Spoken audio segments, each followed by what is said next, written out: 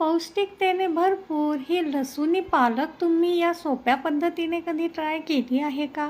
नसेल केली तर चला तर मग अगदी झटपट बनवून तयार होते. त्यासाठी आपल्याला एक पालकची जुडी स्वच्छ निवडून धुवून घ्यायची आहे आणि नंतर अशा पद्धतीने थोडी थोडी करून तिला कट करून घ्यायची आहे. आता पालक हा आपल्याला कट करण्याच्या अगोदरच धुवून घ्यायचा आहे, म्हणजे यातील पोषक तत्वे आपले नष्ट होणार नाही.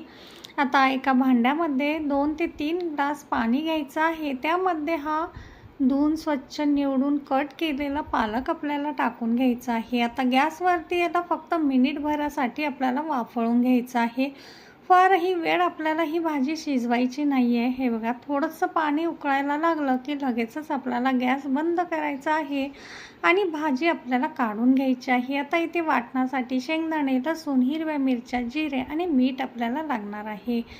तर मिक्सरच्या भांड्यामध्ये आपल्याला हे सर्व साहित्य काढून घ्यायचे आहे. इकडं आपण एका बाउलमध्ये शिजून घेतलेला पालक आणि 3 ते 4 चमचे बेसन पीठ मिक्स करून ह्याला छान असं मॅश करून घ्यायचं आहे.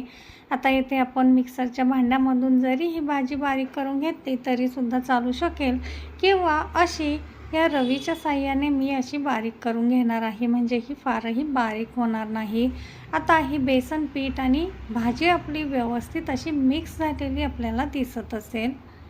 आता हे साईडला ठेवून देऊया आणि एका मिक्सरच्या भांड्यामध्ये आपण जे साहित्य घेतलेलं आहे, हिरवी मिरची, लसूण, जिरे, शेंगदाणे, मीठ, हे सर्व आपल्याला थोडंसं पाणी टाकून जाडसर असं बारीक करून घ्यायचं आहे.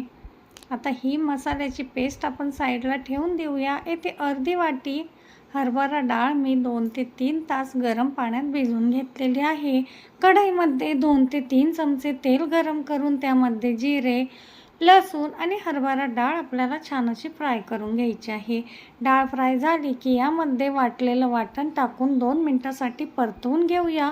आता यामध्ये आपण पालक शिजवून घेतलेलं जे पाणी आहे ते थोडं थोडं करून टाकून घ्यायचं आहे.